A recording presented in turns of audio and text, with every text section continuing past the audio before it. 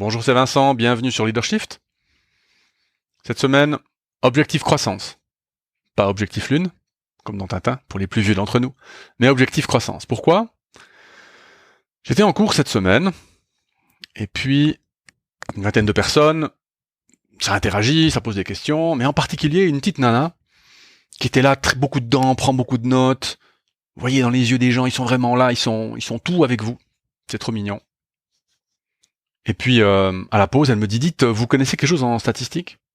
Alors j'ai dit que je connais 2-3 trucs, puis elle me montre un papier, une recherche scientifique sur la bionutrition. Alors, cette petite nana, 27 ans, elle est gestionnaire de commerce de détail à la Coop, et puis elle étudie la bionutrition parce que elle veut lancer sa propre entreprise de nutrition, santé, bien-être, etc. Et je trouvais que c'était trop cool. Et je trouvais que alors, cette mentalité à 27 ans, elle est vraiment bien partie dans la vie. Alors les plus abrutis diront ouais mais bon enfin elle a copé, c'est qu'elle était pas très bonne à l'école. Ben ouais, ça c'est une mentalité de résultat dont on parlera après. Et moi je trouve cette petite femme là, un petit bout de femme, chapeau. Hein. Elle fait ça le soir. Elle a un boulot qui est franchement pas facile parce que pour ceux qui sont jamais allés bosser dans une coop, c'est vraiment un boulot difficile. Il y a beaucoup de travail, il y a beaucoup de pression pour les résultats. Donc c'est pas aussi facile que ce qu'on pourrait imaginer. Et donc voilà, elle est dans cette mentalité. Alors cette mentalité, elle a un nom, c'est la mentalité de croissance. C'est une chercheuse américaine qui s'appelle Carol Dweck, D-W-E-C-K, et qui a fait beaucoup de recherches sur ce sujet. Et donc en anglais, c'est le growth mindset. Alors je trouve ça intéressant de vous en parler parce qu'il y a un lien direct avec le leadership, en fait, et y compris le leadership privé, le nôtre, pas celui dont on fait montre en entreprise ou en institution quand on est chef, mais aussi le leadership dont je peux faire preuve avec mes enfants, mes voisins, ma communauté, enfin voilà, même avec moi-même. Pourquoi ? Parce que dans le monde dans lequel on vit, qui est un monde complexe, qui est un monde difficile, volatile, on ne sait pas vraiment ce qui va arriver, on pourrait avoir tendance à se refermer un peu comme une coquille et puis à fermer les yeux et attendre que ça passe. Et moi je trouve que ce growth mindset, c'est justement la bonne attitude. Ça veut dire, mais je m'ouvre, j'essaye de trouver la meilleure manière de m'adapter à cette nouvelle situation. Et pour moi, le growth mindset, c'est la bonne manière de le faire. Alors, Carol Dweck, elle oppose ce growth mindset, cette mentalité de croissance, à une mentalité fixe, le fixed mindset. Alors, dans la mentalité fixe, les gens croient que leurs qualités de base, comme leur intelligence ou leur talent, sont des traits de caractère fixés, définis une fois pour toutes.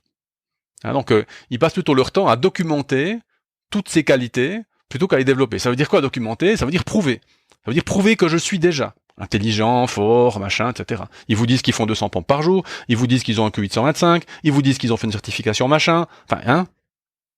Bon, c'est des gens qui sont toujours dans l'expression de ce qu'ils ont fait. Ah, moi j'ai une thèse en physique nucléaire, tu vois. Voilà. Ça c'est typiquement des gens mentalité fixe.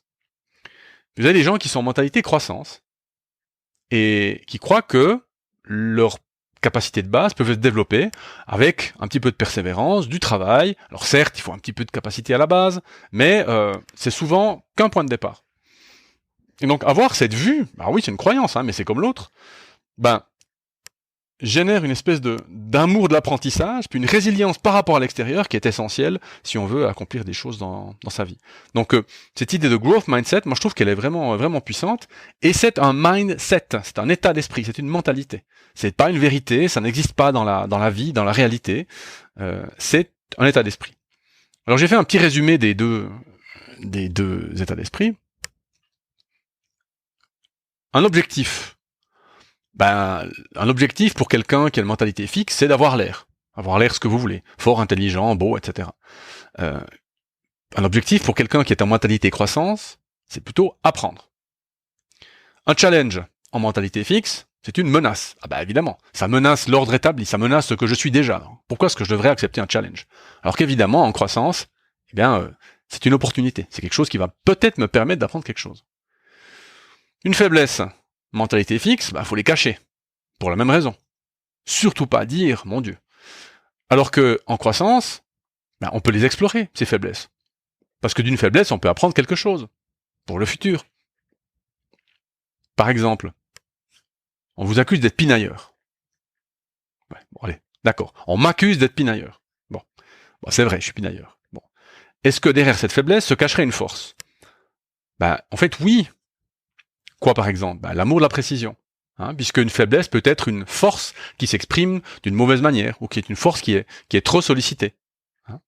Donc voilà. Bref, tout ça pour dire qu'une faiblesse peut être source d'apprentissage. Un obstacle, mentalité fixe, on l'évite. Évidemment, même raison. Surtout pas se confronter.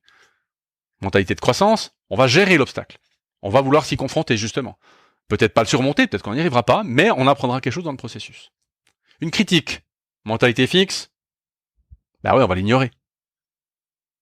J'ai un QI de 125, qu'est-ce que je pourrais bien apprendre d'une petite gestionnaire de commerce de détail de la Copé, Bon.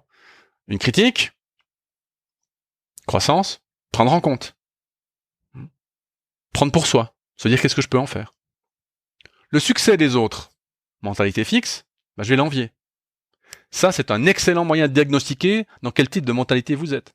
Si vous voyez le succès de quelqu'un d'autre et vous dites « putain, je l'envie », ok, mentalité fixe. Si vous dites au contraire « j'aimerais bien faire comme elle », mentalité de croissance, s'en inspirer, s'inspirer du succès des autres. Au niveau de temporalité, la mentalité fixe, c'est la mentalité du passé, voire au mieux du présent. Mentalité de croissance, la temporalité, c'est évidemment demain.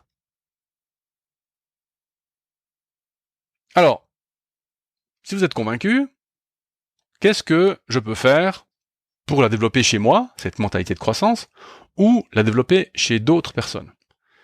La première chose, c'est valoriser l'effort. Pas le résultat, mais l'effort. Votre fils a bossé 2 heures son contrôle de maths, et puis il a fait 3. Ok, il a fait 3, mais il a bien bossé. Il a mis beaucoup de sa personne. Il a certainement d'ailleurs appris des choses. Mais ça n'a pas suffi. Valoriser l'effort. Deuxième chose, volontairement apprendre, se mettre à apprendre. N'importe quoi. Il n'y a pas vraiment d'excuses aujourd'hui. C'est plein de vidéos de cours gratuits, il n'y a rien besoin de payer, pas besoin d'avoir des moyens qui vous permettent d'apprendre tout, à peu près tout, sur n'importe quoi. Construire des jeux vidéo, apprendre le macramé, la cuisine taille, enfin c'est égal. Mais ça va continuellement vous challenger, vous demander d'apprendre de nouvelles choses. Ça va vous rendre plus agile, plus mobile. C'est quand la dernière fois que vous avez appris un truc? Non mais posez-vous sérieusement la question. Troisième chose, développer sa reconnaissance intérieure. En mentalité fixe, je l'ai pas dit avant, mais on a tendance à beaucoup compter sur la reconnaissance des autres. C'est pour ça qu'on veut prouver. C'est pour ça qu'on fait des tests. Développez votre reconnaissance intérieure. On pourrait même dire votre gratitude intérieure. Tapez-vous un peu de la main sur l'épaule pour dire « mais c'est bien, t'as bien bossé aujourd'hui ». Célébrez vos succès avec d'autres. Quatrième chose. Vous avez réussi un truc, offrez un café, une bière à des copains, un verre d'eau si vous pouvez pas d'alcool. Célébrez vos succès avec d'autres. C'est une mentalité de succès par diffusion. Je fais des trucs, vous aussi vous êtes capable de le faire.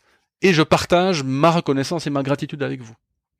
Voire même, dites à quelqu'un qui vous a inspiré pour apprendre quelque chose.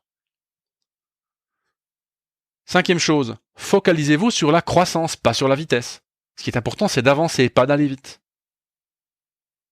Sixième chose, définissez-vous des temps d'autoréflexion.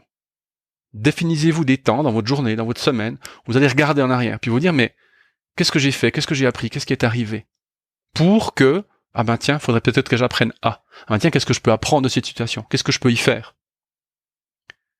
Dernière chose qui est la plus importante. Ne dites pas jamais, ou non, ou pas. Dites pas encore. J'ai raté mon permis. Bon, pas encore, j'étais pas prête. J'ai un échec, je suis pas en vie sentimentale. Ok, pas encore. Ne prenez pas sur vous. Une bonne partie de ce qui vous arrive n'est pas de votre faute directement. Beaucoup de facteurs dans un monde complexe entrent dans le calcul, dans ce qui se passe autour de vous. Donc dites pas encore. C'est pour moi la phrase de la personne qui est en mentalité de croissance. Alors, vous pourrez me dire, mais toi Vincent, t'es bien gentil, mais qu'est-ce que t'as appris récemment? J'attendais un peu la question. Donc j'ai préparé la réponse. Moi j'ai suivi un cours de neurobiologie en ligne. parce que je trouvais ça intéressant de comprendre comment fonctionne le cerveau. Encore une fois, j'ai de loin pas tout compris, ce serait une mentalité fixe, mais j'ai un petit peu avancé dans ma compréhension de certaines choses, et donc j'étais très content. Ça m'a en particulier permis de débusquer certains mythes en neurobiologie, dont on reparlera peut-être une autre fois.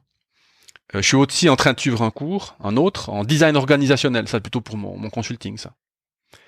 Je me suis mis à développer moi-même un cours pour moi, un cours à moi, que je vais proposer sur la plateforme udemy.com, udemy.com, et j'ai développé de A à Z, tout seul.